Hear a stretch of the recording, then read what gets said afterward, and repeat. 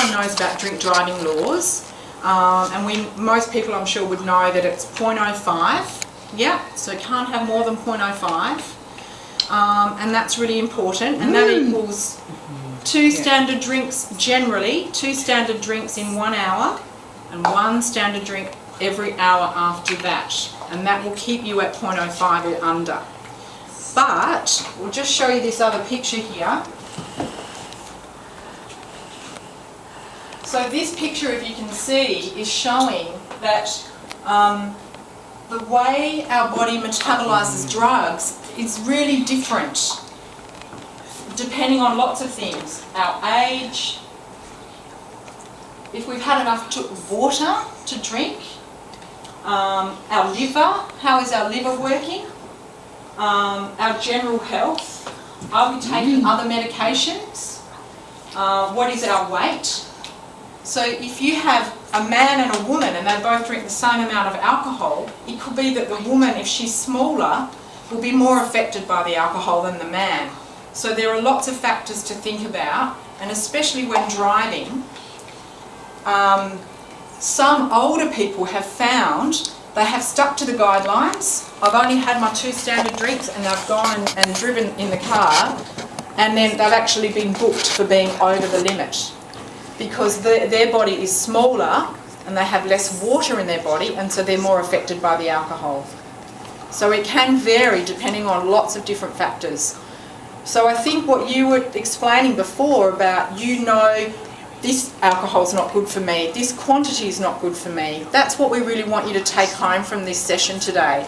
Think about what is working for you and how you can think about different drugs you might come across, medications, alcohol, whatever, and how they affect your body and you in your circumstances. So that's a really, really important message.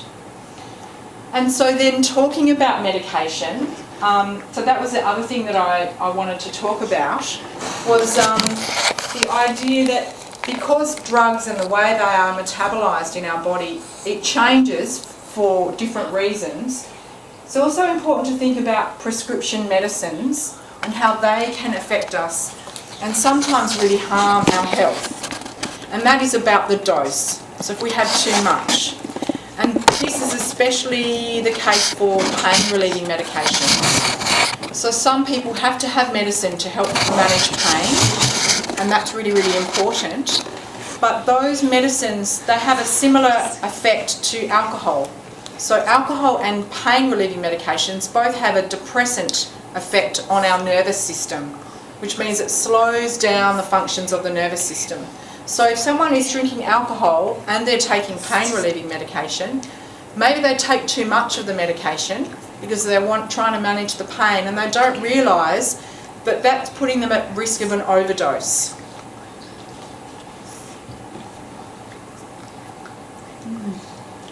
So it is really, and overdose from, or deaths from overdose from prescription medication is becoming a big issue in Australia. A lot of people were not really aware of the fact that they take too much medicine. So the medicine itself is okay, but they take too much, and then they might have some alcohol as well, and then that increases their risk of having an overdose. So that's also a really important thing to bear in mind as well. So I just want to also go back to when we were talking about alcohol. I can find my way back. Just also, this is the information about standard drinks. Anyone that does drink alcohol, there is also, we've got this piece of paper here that you can take with you. But if you like to download mobile apps, this one, On Track, yep, you can download that one and it will provide the same information that's on that piece of paper but on your phone.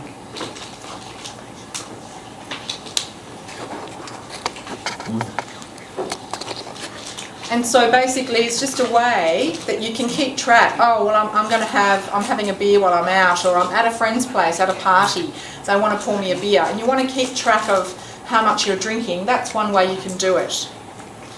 Obviously the other way you can do it is the stubbies and the bottles you can see on the table, because they all say how many standard drinks are in there. It might be a good idea to drink from the stubby. And so then you can check and say, okay, there's this many standard drinks, I'm just going to have one of those, or however many, to keep under your limit, especially if you're driving. And the other thing too about drinking and driving is that they have found that even a small amount of alcohol, so we might say equivalent to 1 standard drink, can still affect our reaction time. So the idea of how drugs and medications can impact on us and how that varies, especially with alcohol. So think about if you're driving, that even 1 drink can be enough to affect your reaction time.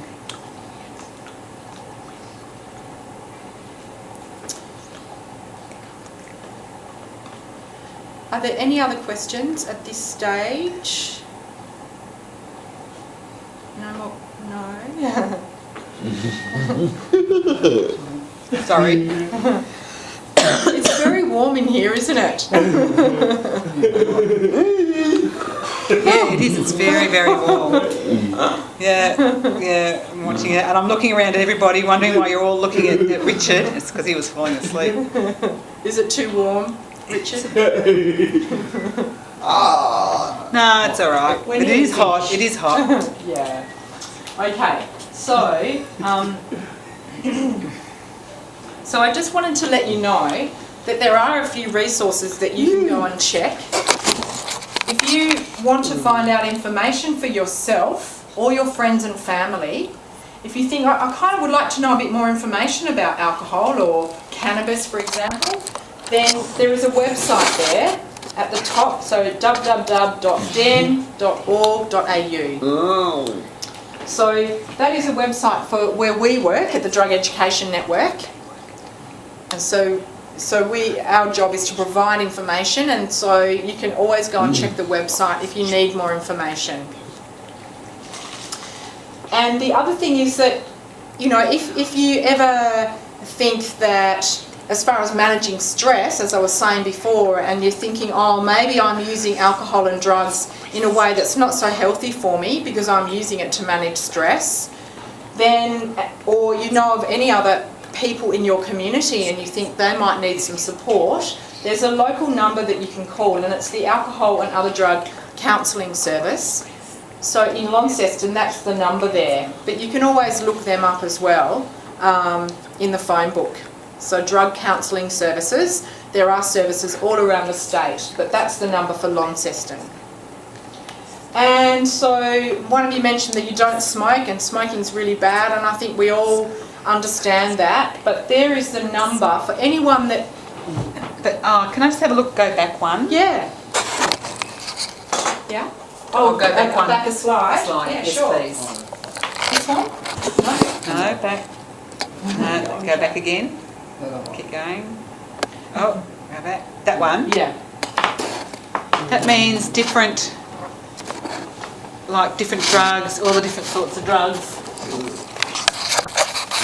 Pills, medicines, you know, they're all bad. They're not necessarily... Panadol, is that a bad one? Yeah, okay. So I probably need to explain that a bit better. So drugs are part of our society, and drugs can be good and bad, and they can be good and bad for a range of reasons. So it's about the dose. You know, some drugs we need. Okay. So we need Panadol if we've got a headache. But if a young child is given Panadol and they're given too much Panadol, maybe their mum or dad doesn't read the label properly and they give them too much, then they could have kidney problems or liver problems, and it can be very dangerous. But the drug itself, if it's taken correctly in the right dose, it's helpful, yeah?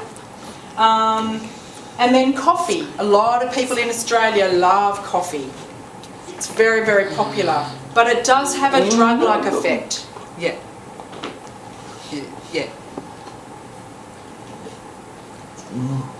Cappuccino, I love a cappuccino. Yeah, cappuccino. Yeah. But if you had 5 or 6 cappuccinos a day, you probably wouldn't feel so good. Yeah? like that. No Yeah. one. My friends come, maybe we'll have a coffee. Yeah. Yeah. So that's about the dose. Yeah, it's about the dose, about how much. So coffee has a drug-like effect, but you would, if you were drinking a lot of coffee all the time. I told a story yesterday about the first time I had coffee. I was 15, and I thought, I'm so grown up, I'm so sophisticated, I'm having a coffee, this is great. And then my heart started to pound, and I felt really jittery and anxious, and I didn't know what was going on. And I asked my mum and said, what's going on? And she's like, it's just the caffeine. So I know I can't have too much coffee. 1 coffee's okay, 2 or 3, not good. If I have a coffee after lunch, I can't get to sleep. So, Yeah, I'm the same. Yeah. But sometimes I don't like, if I'm having a few drinks, and what happens, pretend, I'm feeling okay, with my friends, they get angry at me, and I'll think, what's that about? And I know that, it's not my problem, because, I just have to sort of switch off from them. They're talking rubbish themselves, talking like idiots, and I'm not, because they've been drinking too much. Yes. I might just have a couple, and they've had too many beers or something. I hope, I'd sort of try and say, well, have a little bit, let's have some water, have a drink of water, have a bit. Yes. But later, tomorrow, we might remember, and I said, they blame me, and I'll go, oh, no, that's my fault, it's not your, that's their fault, not my fault. Yes. As I said, have some water, slow down. Yes. Oh, that's terrible, what happened to me, they can't remember. And I said, well, not my problem, it's your fault, don't blame me. If you can't remember, I don't like that. Makes me feel bad that they're sort of picking on me about it. Yeah, that's hard. That's really hard for you. Yeah.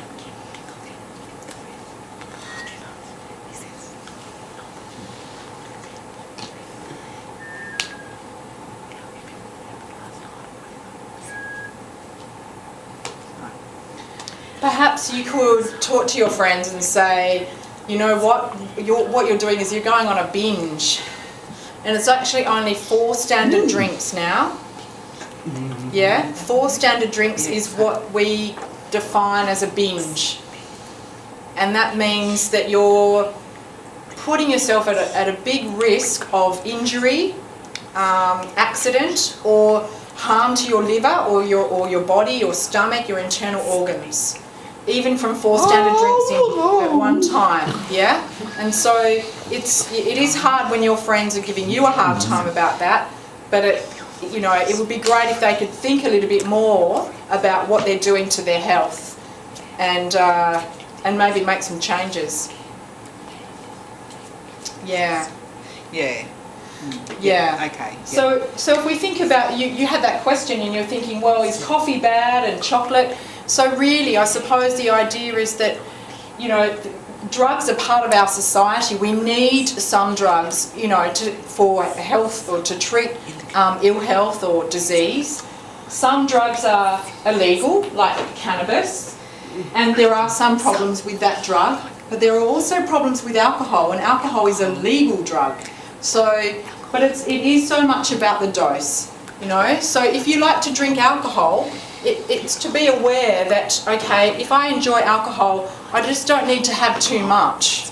And then I can enjoy it, but not have the harms from drinking too much alcohol. So that hopefully is the point. And it could be the same for coffee or energy drinks, Some people might like to have energy drinks. If they have too much, their heart's going to pound. They're going to feel aggressive or irritable. So it really is about the dose is really important. And to have awareness, which I think some of you are already, telling us that you have lots of awareness about what's going on for your body, what's happening in your body with things that you drink or eat. Yeah? And you had a question? I was shocked, with energy drinks to see that there. Yes. I only thought they were just like a normal drink. Yes. So you mean they do something in my body that they can... So now I'm thinking, oh, I understand. Most of the people at work, they're the worst. Yeah, You know, they have like a machine that you can get drinks, like Coke and things. Yes. Ah, I never pay for those. I only drink water. Yeah. And, you know, that's much better for me.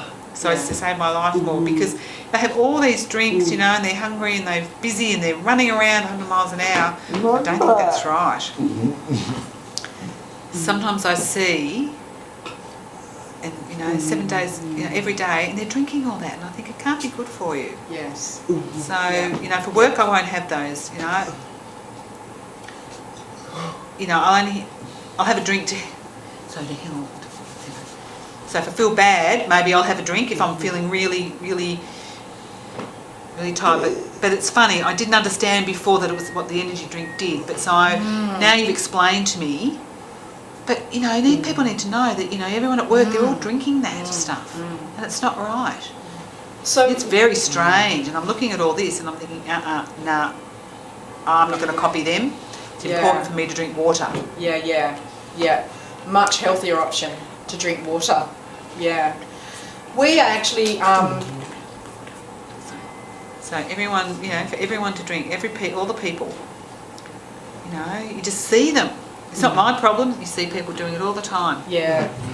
So we are, at the Drug Education Network, we are actually developing a resource, and it's to provide information about energy drinks for people, because like you say, a lot of people don't realise the impact, if they have too many energy drinks, what that can do to their health.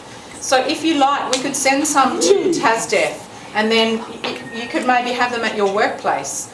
Pop one on the fridge, you know, or on the lunch table, so people can have a look. If you would like that, I'll pass them on. So that would be great, because then it is about providing information for people and they can understand a bit more. Because energy drinks, in some countries, they banned energy drinks because there were some young people who were drinking lots and lots and lots and then going and playing sport. And they had a few people who died as a result of that. Yeah, so it overstimulated their heart and they died.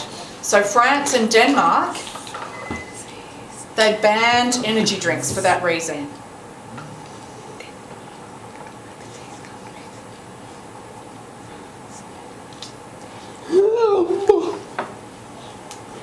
So, and you know, it is again about the dose.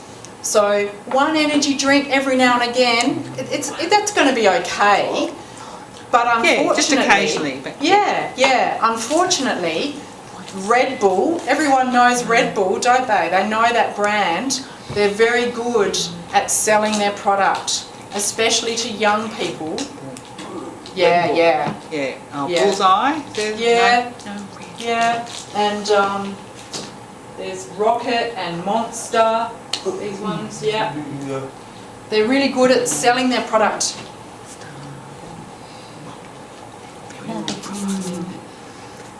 So what about Coke? Yeah, Coke? So Coke does have caffeine in it as well. But what about Zero? Yeah, well, I mean, it's really high in sugar. Yeah, artificial sweetener. There is a whole other conversation we could have about sugar. Because sugar, for some people, can be quite addictive as well. So we could, you know, some people could say, well, sugar has a drug-like effect, and lots of people have a lot of Coke or foods that are very high in sugar, and it's not good for your health. Again, it's having too much, whereas a little bit is okay. And there are lots of products, you know, soft drinks, that are sold especially to young people, and it's about making them want to have more and more and more, because they taste so good. A lot of people like that sweet taste and they want to have more. There is this idea of, or a condition that's called food addiction. Yeah? And this is a fairly recent idea, but it is recognising that some people are addicted to some particular foods, and that's not good. They're having too much of that food and it's not good for their health. But maybe that's a conversation we can have another day, because there's lots of information about that. But we are also developing information about that for people to understand, and when we have those resources ready, we can certainly send those to you. So if you want to read up a bit more about that and talk to other people around you, your friends and family, and have that conversation, then that will be great. We can do that.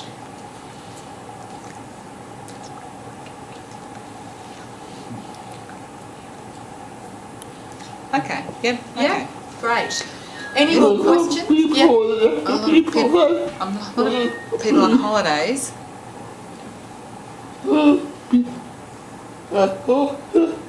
At Bali, Yes. and they drink. You know, they get. It doesn't look. I saw on TV they get really drunk and walking around the streets. They all go to Bali and get drunk, and it's terrible. And I think that that's part of our... Are you talking about Australian tourists that go to Bali?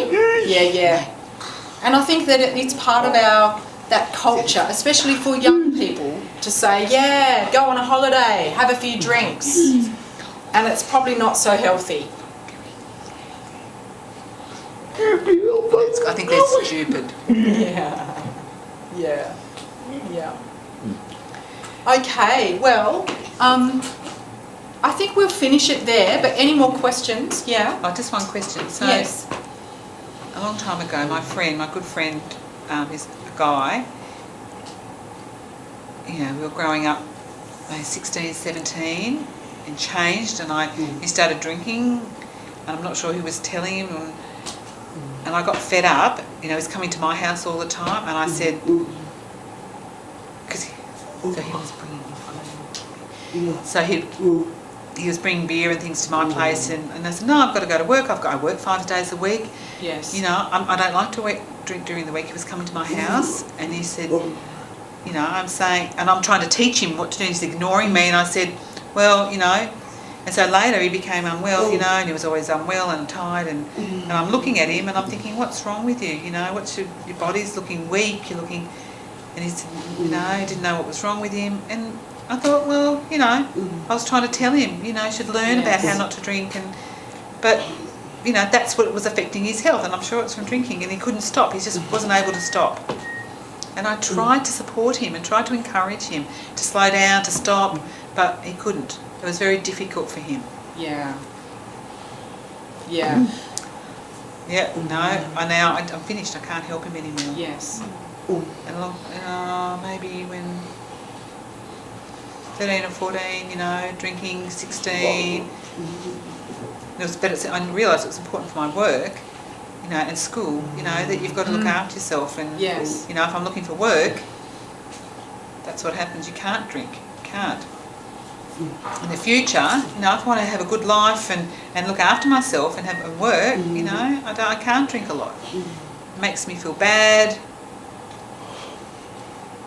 So I'm hoping in the future with work, you know, that people will be more supportive of me too. I think that's important because I don't like to drink. Yeah. And do you think that there are people in your community, and this is a question for everyone, where you can have those conversations, because that is a pretty difficult conversation to have.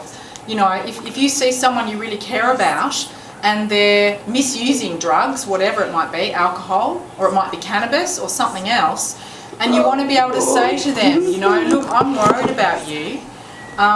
It is a difficult conversation. And I suppose the other question is, yes, do you have support networks in place? Or do you know, following on from what Talisa was saying, do you know who you could call if you needed to have a chat with someone or you needed to get support? And it's really important to be able to think about, how can I get help and how can I offer help? And, you know, you think about the mental health and the are you okay?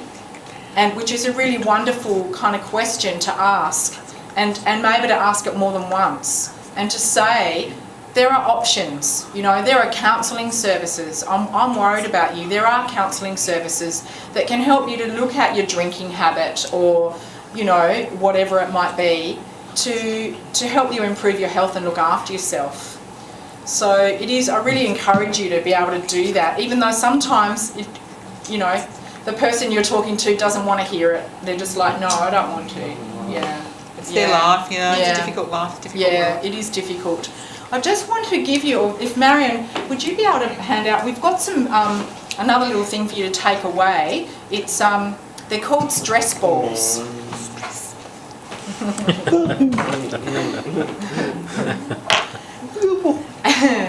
And, you know, it's just that idea about, you know, stress, which is part of life.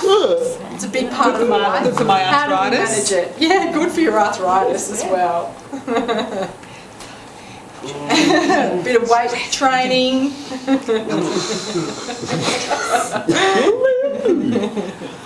Okay, yeah, I'm happy to have that. Yeah, great. And my daughter also has one of those. Yes. Ah, Yes. yeah. So, oh, could I get another one for Donna? Yeah, of course. No, sorry. Yes, Yeah, so, yeah. Yes, that's fine. Because my daughter's Donna has a lot of stress, so I thought maybe it would be good for her. Yeah. So could I have one for Yeah, her? absolutely. Yes. For Donna. Yes. Thank you so much. We have plenty, so if anyone would like another one they want to pass on, go for 2 minutes. For my sister, maybe? Can I have one for my sister? Yeah, sure. She might like to take home for her because she Yeah. couldn't come. Thank you. And I'll just show you one No, here. one's enough for me. So the others. So, if you have a smartphone, there's the QR code. Do you know about QR codes? Yeah. So if you scan that, it will take you to our website. So then you can have a look at our website. And it has a really interesting question on the other side of the stress ball. It says, what are you addicted to? And there's things like internet, amphetamines, chocolate, music, exercise, caffeine, work, alcohol, gambling. So it's much more than just drugs as we traditionally think. So it's interesting to think about that too. And I wanted to know, so how many coffees a day would be okay? What do you think? I reckon probably 1 or 2 would be okay. Donna For drinks, my daughter you. drinks, she's always having a coffee, she's 2 or 3 each time, and then she'll go home and have coffee. But you know, I'll only have one at lunchtime, just one. So And yeah, that's maybe your daughter So could maybe talk to her doctor about that. yeah, she has too many coffees. Yeah, doctor tries to give her like a patch to stop smoking, but she couldn't stop that. Right. She has fits, you know, with she has a reaction, so she can't do the patches. But she's trying to just reduce the amount she's smoking. But her husband gave up smoking last year. Daughter's, she's been trying to give up, and the patches haven't been successful. So the doctor's trying to give her 12 tablets. But she's had this reaction with that too, so she's trying to work through that. Yes. So I don't know. I tried to tell her, try to be strong, just give it up. And my mother gave up without anything. When she had a stroke, my mother, she just stopped straight away without anything because she just had to. Yes. So I'm hoping Donna, you know, could do the same, but it's been very hard for her. She can't do it. So, you know, the coffee, she's coffee and can't give up everything at once. So Yeah, that's it's difficult. She's my youngest daughter. Yes. Yeah. So maybe if you wanted to suggest to your daughter, you know, if the patches aren't working so well, to try the quit line, because a quit line counsellor can really help with cutting back or quitting smoking. Using a counsellor can really help to support in cutting back. Yeah. Yes? Yeah. Yeah. Okay, I'll tell her about that. Yeah. Yeah. And there's the Right. number if you want to write it down. Yes, please. Yes? Okay. Oh, do you want to hold on? I'll just find it for you. Dee-dee-dee-dee. So,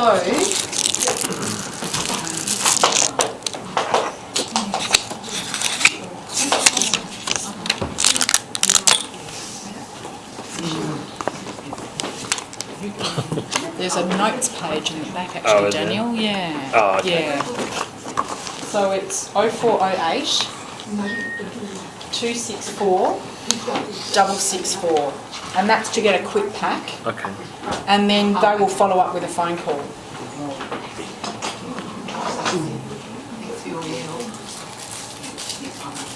Thank you, Lisa. Thank you very much.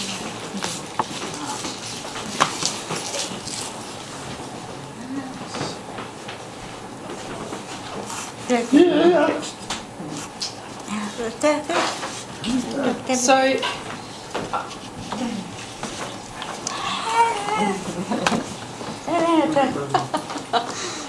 so this is the last thing that I wanted to let you know about. If you would like to take this home, this is another resource that the Drug Education Network has developed. And we've mainly developed this for parents of teenagers if you're planning a party. And it basically just has information about what a parent needs to know about how to look after young people if they come to their house and they're drinking alcohol. So there are laws which are called the law of secondary supply.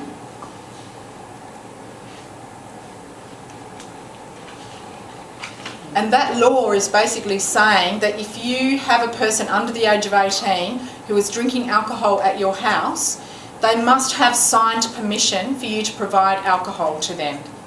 So for any of you that have teenagers in your life and are involved in parties, or you know people who also have teenagers in their life and are going to be hosting parties, this is information that you can share with them. And it's also got some great information about how young people, if they are going to be at a party, how to be safe, how to look after themselves and look after each other, especially with alcohol. Because we all know that young people do tend to take a few more risks, and that risk-taking combined with alcohol and other drugs can be a bit of a risky combination. So that is, you're very welcome to take this resource as well. So I think we'll finish the session now, but I'm just, if there were any more comments or questions.